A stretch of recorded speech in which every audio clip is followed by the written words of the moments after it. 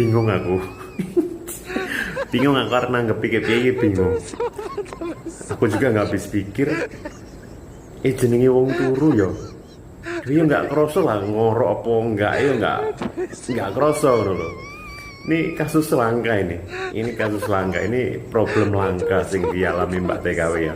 Seorang TKW gara-gara tidur ngorok ama ngerasa terganggu, tidurnya terganggu, dipulangin ke agensi dan disuruh cari majikan yang lain karena merasa terganggu.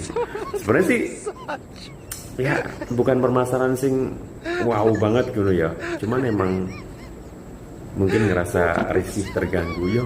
Mode sih aku juga ngono sih, ketika aku duwe konco terus koncone ngorok kita nih orang turu